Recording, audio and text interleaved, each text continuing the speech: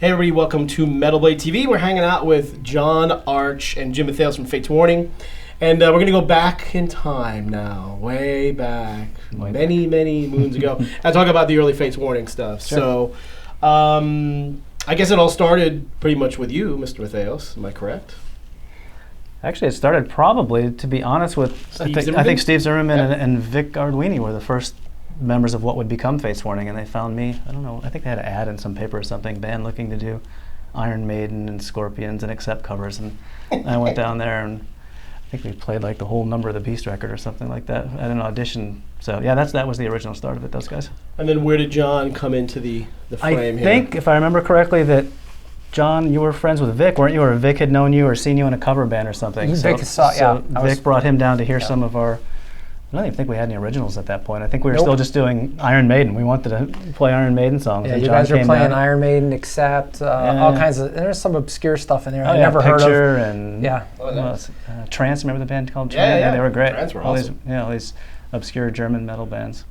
Cool. And you guys were like playing gigs at it? No, we didn't. We played our first gig after the record came out. After Night on Brocken came out, we were just working away in the basement. And all in Hartford, Connecticut. So everybody's living in the same general area there in Hartford.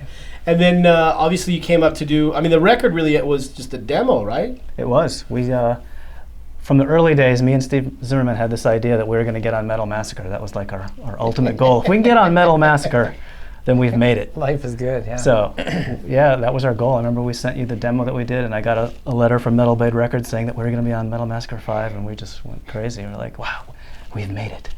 Well, it's funny. I remember getting because the demo was long, right? It was most of the Night on Brocken. Almost the whole Night on Brocken thing. Yeah, I remember getting it, and I was thinking like, oh, this is really. I still to this day think it might be the best demo that I ever got. Wow. Like, I opened the packages, especially back then. You'd open packages and just all this horrible garbage. And I got that. I popped it in. I go, wow, this is really good. Cool. It's kind of thinking like, hey, we need some stuff to put out, and this is already finished. We could just maybe mix it up a little bit. I think we were one song shy, weren't we? Yeah. And then we went back and recorded.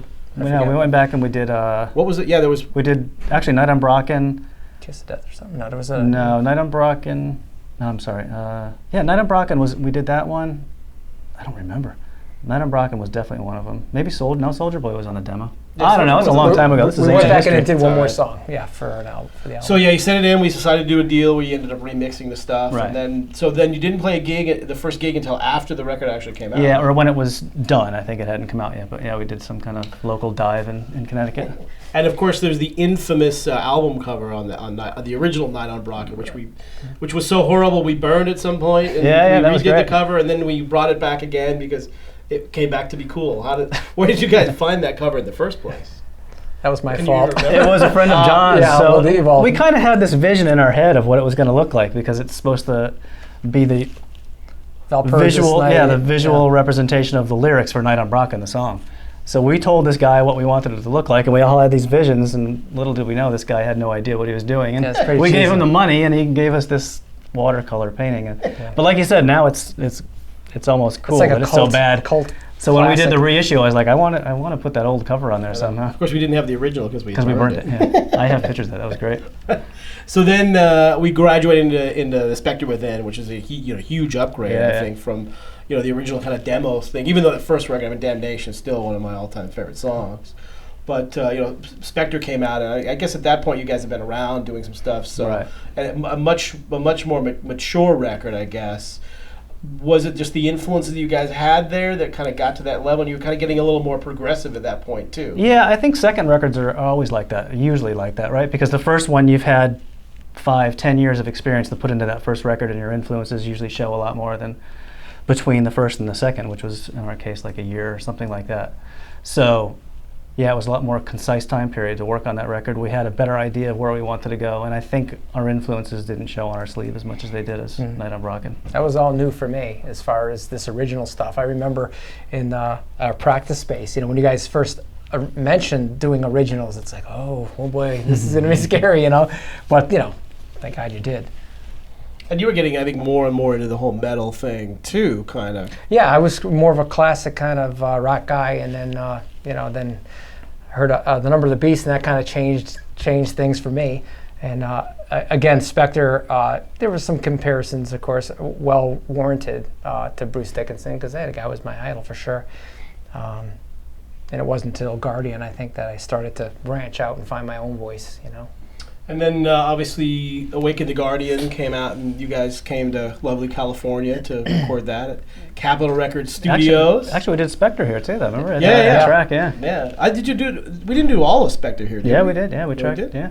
Oh wow. They were both a blast. My memory's gone. Sorry, can't remember that. We had a good time. But I remember Guardian, and we had more time there. And, it was really kind of interesting, to spend all that time at Capitol. I remember we were all kind of like, wow, cool. Yeah, that was a blast. Moving into Yeah, Capitol Starstruck, Records. yep. Gold records hanging on the wall. And it came along pretty easy. I remember doing that record. It was really, both the two records I thought were pretty easy. Just, working with you guys was simple, and everything was pretty structured. Cool. So we're pretty well prepared. Exactly. We get pretty well prepared before we go into the studio anytime. There's a lot of work that goes into that, so there's not a lot left to chance when we get in the studio. Everything's pretty written out. We all know what we're going to do. It's always been that way. You had limited budgets back then, too. You almost have to. Exactly. It's like, okay, we got to be in and out. Better do your homework. It's going to sound like crap. Yeah. So looking back now on those 3 records, like especially for you, John, like how do you feel about? Do you listen to them ever at all or anymore? It's painful. It's painful. I'm listening. I'm listening to them now because I'm in the process of rehearsing for any possible festivals, but.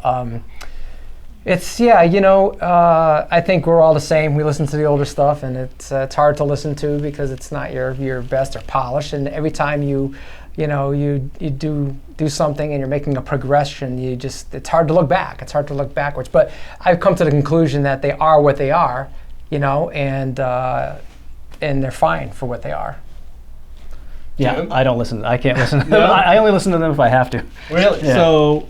Is it just because you've moved so far beyond that, or you feel that what you were doing back then was not? I know a lot of musicians are like that, but a lot of the early stuff is so good. So, are you going to play any of that stuff? What do you guys play live shows at Fates anymore?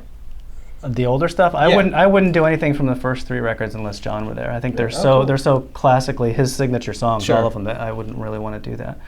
As far as not being able to listen to them, it's not just those early records, it's really everything that I've done. It's just, I focus in on all the stuff that I wish I could have done differently. And the further you go back in history, the worse it is for me. When was the last time you listened to any of those first 3 records? Or even a song off of there? It's been a long time. Really, I don't know. Yeah. So, but can you appreciate? Obviously, those 3 are these legendary classic records. I can absolutely appreciate people loving that stuff, like I do with old Rush or old Sabbath. It's the same way for me. I think if you asked anyone in Rush how they felt about their first couple records, they'd have a lot of cringe moments too, and that's how I am. So I appreciate it from a fan point of view, but me personally, I can't get any enjoyment out of it. So because you I can't get any enjoyment out of it. So then that makes my last question very difficult. What is your favorite song from that time period? Or can you even answer that question? Favorite song out of those first? From the first 3. It definitely would be something from Guardian, although I'm pretty happy still with something like Epitaph or Apparition. I think they stand the test of time. Guardian, obviously, I think is a pretty good song. And I think with a better production, like songs like Epitaph, would have sounded killer, with a real good production. But it is what it is. Still, I think the song structure, it's good. Well, I still like the stuff, so I don't really care what you guys think about it, but that's awesome stuff. Well, thanks for reminiscing about the old days, as painful as that may be there.